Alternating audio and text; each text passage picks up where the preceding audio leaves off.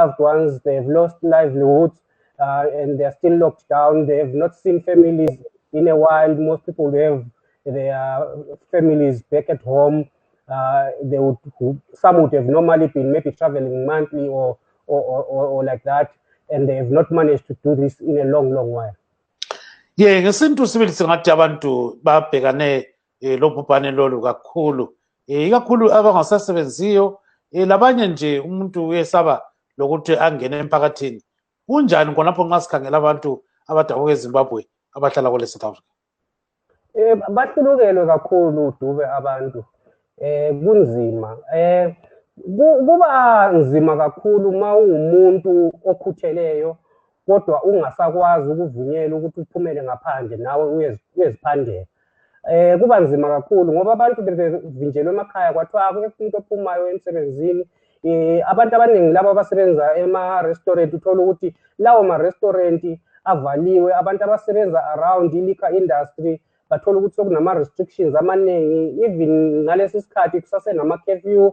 Izitolo lezi abasebenza kizo azisavulwa as much as it were kudala. Okunye ukhangela ukuthi abanye ngabo-maid, umuntu usuka yena engumaid athola ukuthi yena owakhe umqhashi usencitshiselwe iholo lehliswa, sokufike kwizinga lokuthi naye lwana mqhashi mhlawumbe akasasebenzi la yovalelwe, kasakwazi naye ukuthi amholise lo, sokumele nabo naye ahlale phansi. So kube nzima kakhulu ebantwini abaningi. Singasabali nje ubunzima bezomnotho, abanye balahlekelwe izihlobo zabo.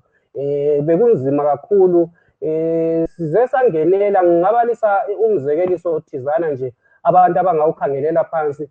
Kwaba lemuli yaseBhinga eyalahlekelwa ngabantu abane ngemva kokuphuza utshwala obase bungathi ukuthi bungalunganga, bababulala. Ngumzekeliso nje ongakhanya uthe phecelezi, kodwa yiyo i-effect ye-lockdown le size sayibona ngamehlo ukuthi nakhona nje abantu sebevalelekile, labade befisa ukuzithokozisa ngotshwala sebezobulanda nkulu kuze kusweleke lamalungu omndeni.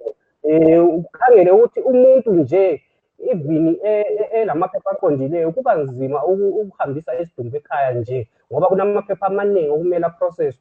Ngalesi sikhathi bese kunzima kakhulu ngoba ngapha uvalelwe, ngapha mhlawumbe uthola ukuthi lowo muntu akala namaphepha, ngapha ziyascreenwa isidumbu ukuthi ngazila COVID, konke lalokhu.